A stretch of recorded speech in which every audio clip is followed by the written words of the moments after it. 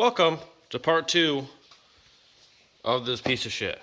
So, as I mentioned in the end of part 1, basically going to go after that harness first. I'm going to pop it out while I still have the valve cover off, just see what's up. And pretty much this led me to do it because I unplugged that number 1 injector when the truck was running and nothing changed. So, and also there was no oil coming out of it, so either, if you caught the last one, I changed the injector 3 times. None of the injectors change anything. So unless I just put in 3 duds, I think there's something else going on. So we're just gonna pop that harness out real quick. I'll see if I can get a different tripod for you. Maybe get you like somewhere in here, or maybe I don't know. Popping those out are easy. You just undo the clips for the injector ones, and you just pull the glow plug, guys, out there, and then this whole thing just pops out. So I think I'll just undo it. I'll bring it to the bench, and then we'll check it out from there. So here's the one I took off. Single pin. And then here's the 2 that I have. I don't really know why both these came out of the same truck, because one of them is new, or newer. One of them is a replacement. I don't know if these are original, but you can see this connector design. There's kind of a back plate to hold all the wires. Same one this one has, but this one's all open. But this one also, for the focus, it splices the black ground. It goes from 2 to 1 in there. Kind of seems a little sketchy, but either way, they both look okay. The pins in here look fairly clean, or so do these. So anyway, probably just gonna throw this one in there, just because it's the same style, and well, go from there, I guess. But oh no, we have a fallen soldier. Okay, so we'll see if you fall down, I guess, but for now, that'll have to do.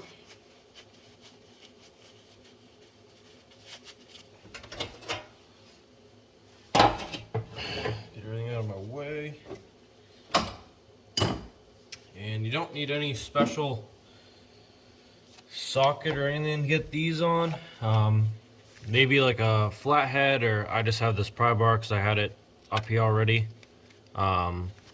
Just to help you kind of push things into position. I like to use it for these little glow plug guys. It makes it, I can guide it with one hand and then just push it on all the way with, ooh, that one fell off. Get on there, there you are. You just push it down with the pry bar. That one's good. This number 1 injector one's honestly the hardest. Just because you're fighting other wires. If you get rid of this glow plug lead from the solenoid, probably wouldn't be that bad. Get it there. There you go. And whatever you do, you don't want to force anything, because these plugs are fairly sensitive just in general. And there's just no need to, destroy a plug, because you're just trying to go faster, right? That would not be a good conversation to have. Especially if, one, it sucks if it's yours, because you have to buy another one. But it really sucks if it was someone else's, because then you broke it just because of, oop, touched you there, out of just trying to rush. They're gonna be like, why were you rushing? Well, because this fucking sucks. Okay, I'll have to get that one in a minute. This one is tight. This for sure. Get down there. There you are. Tight fit for that guy. Are you on the? Oh, I think that one's already. That glow plug was. Oh no, I'm just pushing next to it. I can't even see where that one is. So, is that it? It is. Okay.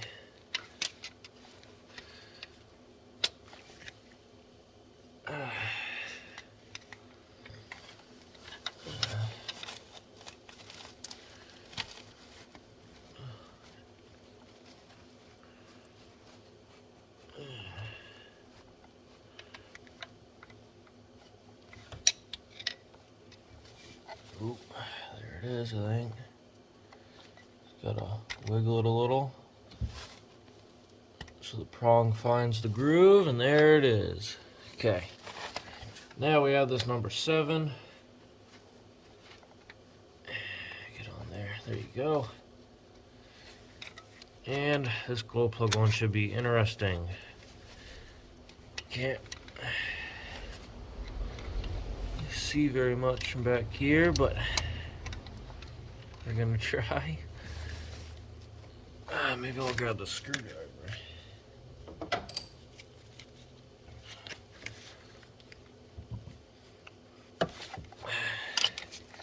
What I really need is get like a GoPro type deal on my head, and you guys can really see what's going on.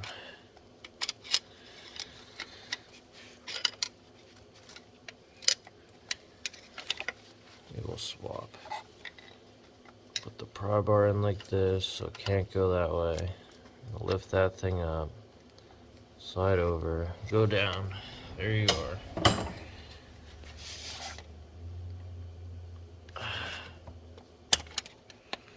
So all you guys can pretty much see is my arm, I think. Which probably isn't the best angle. Okay, that's all of them but this first glow plug. It's almost there.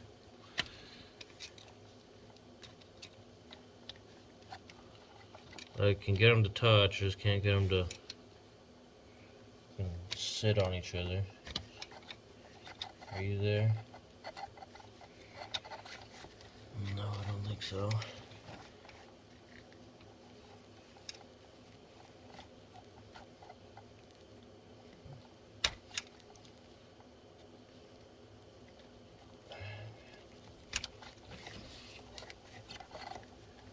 Why are you being like this?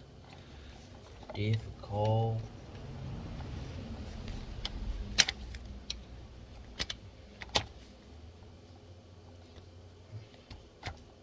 There you go.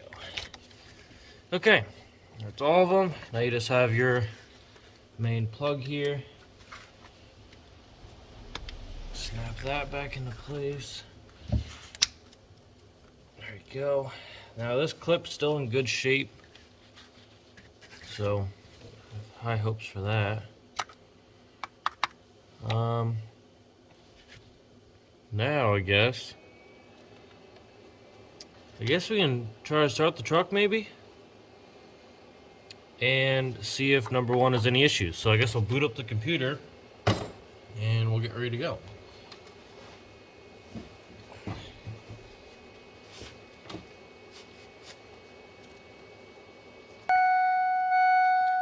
Okay, just turn the key. Got this thing on here. Probably have to reset it to the vehicle.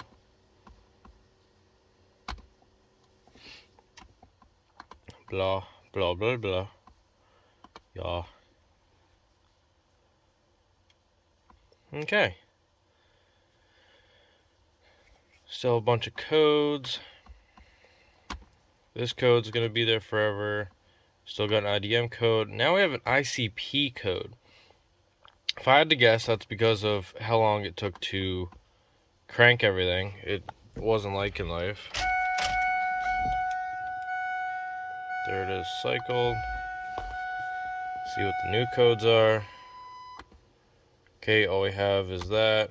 same brake code, whatever. Now, let's do an electrical test.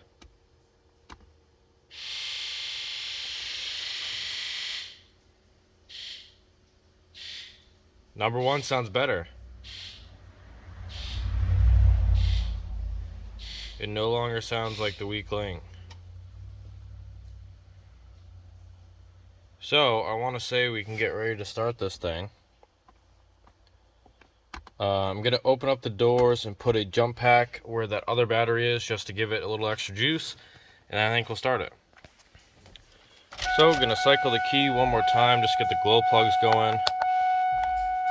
And I want to start with my data, so I can check that out as we're cranking. It's got to rebuild pressure. That's not good. There we are.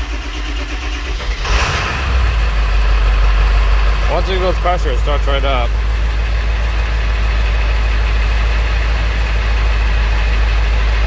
Still is a little choppy. I want to go see if the oil is moving around.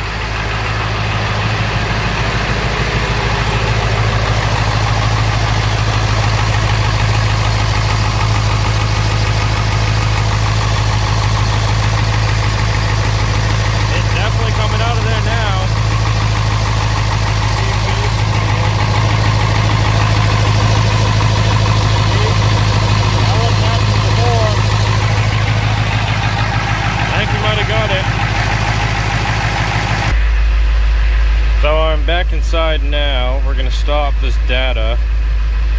We're going to go to DTCs. We're going to reread. I want to see if that IDM one shows back up. Still have an ICP. That might have just been from the cranking. So let's shut it down.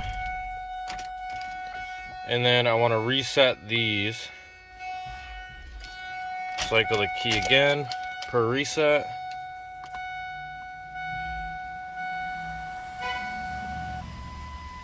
Okay, we have only this one. Started a little better. Now we're gonna reread. Oh, also we have no check engine light. This thing used to not pull an engine light, and it would start, and then the engine light would show up every single time religiously. We're gonna reread. We don't have it anymore. So I'm gonna say somewhere in that circuit, maybe the pin was junk or what, but I guess we're gonna go ahead, button everything up, we'll take it for a drive, and then see what happens. Okay, hopefully this is the end of at least this running saga with the truck. I just took it for a drive.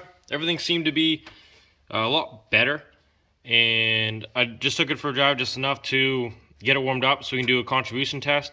See where number one is at. The good sign is that it's squirting oil now, which it was not before. So I'm going to assume that at least that injector is firing. I'm gonna bet nothing was happening before, and this truck is running on 7. If running on 7, it ran pretty decent. Not what you would think. When it was running on 6 before, I mean it was horrendous. So I don't know, I guess that's one positive, but anyway, we're gonna jump in here, load up Forescan. The only thing I'm worried about now is that it still is taking a long time to crank and build pressure. I don't understand what I could have done, because all those O-rings were still good. It would be one thing if like I ripped an O-ring, or something like that, where it wouldn't allow it to build oil, or like high enough pressure oil. I probably should put these in there. But I guess we'll see.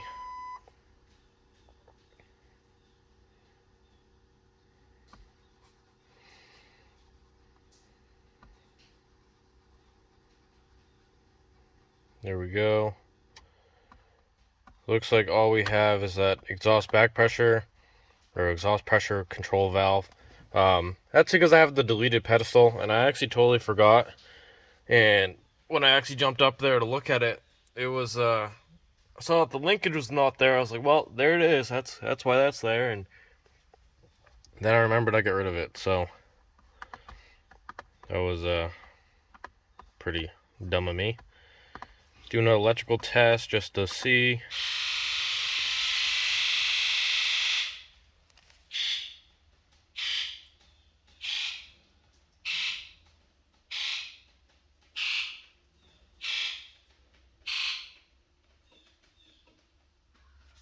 So those all sounded a lot better than they were before. First time ever, it says everything's good, so that's a good sign. Now, guess we'll start her up. See, it's taking forever. It should not take that long. It's only been sitting for like 5-6 minutes.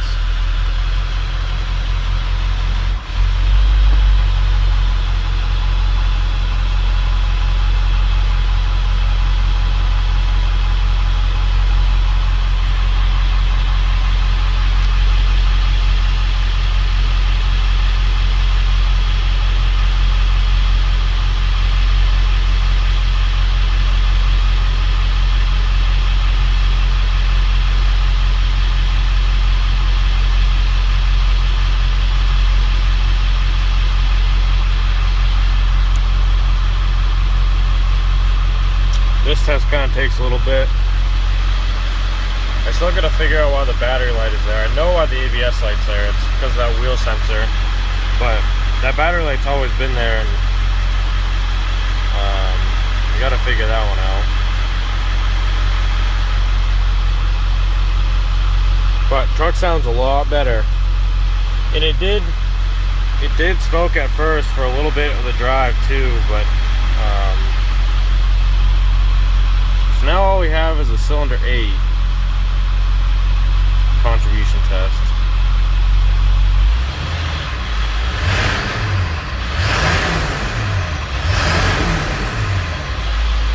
But it sounds a lot better. It runs a lot better. I think I'm going to call this a day with this one. We'll see if this thing progresses or degresses rather, and gets worse, then I guess I'll worry about it then. But so far everything's doing good. This IPR is kind of confusing me a little bit. The output signal is modulated from 0 to 50%. See, I thought this was different, I guess. I thought I went from 14 to 85, but maybe that's just the 6 O's. I thought it was 7 3s. See what this one says. Same deal. Okay. Well, I'm gonna end the video here because everything seems to be working, at least good enough for me, and at least we can put this truck back to work, and we'll go from there. But thanks for watching. I know it was kind of a long series. I don't know how long part 1's gonna be. Maybe I'll just slap it all together if it's not too long, or I'll get 2 videos. I don't know yet. Anyway, have a good rest of your day.